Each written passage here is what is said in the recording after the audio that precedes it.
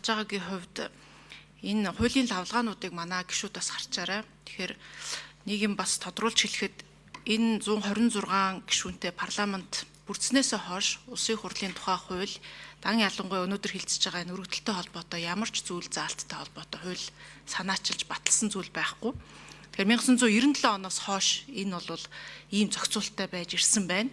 Өргөдөл гаргагчийн зүгээс энэ бол өөрөө ингээд эргэтгэж байх одоо давуу эрх олгож гинэ гэдэг асуудал үнцүүлийн зөрчилтэй байж магадгүй гэдэл асуудал тавьж байгаа бол энэ бол тэгвэл 1997 оноос хойш л явж ирсэн процесс болох гээд байгаа юм. Тэгэхээр бид хэд бас энэ яг ямар агуулгаар орж ирж ирсэн юу зорж байгаа юм гэдэг зүйлийн нэстэ хурлын протоколоос нь аваад одоо үдсэн дээр байх 2026 он, 2020 он, 2024 оны 5 сард буюу энэ парламент бүрэн эрхээ одоо тий парламент бүрдснээс өмнөх одоо хуулиудад бол энэ зүйл заалт орсон байгаа.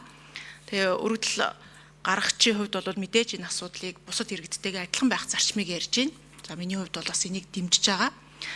Ингээд энийг бол цааш нь мэдээж өнөө үеийн цаг нөхцөл байдалтай бид энэ 126 та парламентаар иргэдийн төлөөлөлд дуу хоолой болж энэ төрлийн бодлоод одоо оролцох энэ л одоо үнцүүлийн өөрчлөлтийн дагуу сууж байгаа хүмүүс. Тэгэхээр энийг бол мэдээж иргэдтэйгээ адилхан энэ асуудлыг те цааш нь авч хилцээд явах нь бол зүйтэй гэсэн юм бол яг байр суурьтай байгаамаа. Гэтэ энэ дээр тодруулж хэлэхэд одоо өөрсдөө давуу байдлаар гэдэг энэ байдлыг бол бид нар бас ярихгүй. Танд бас түрүүн хэлсэн улсын баг хурал 1990-ээс 92 оноо ч гэсэн энэ асуудал бас тавигдаад хуулинд одоо орж албарчсан бол 1997 он байгаа юм байна шүү гэдгийг бол тодруулж хэлье гэж бодож байна.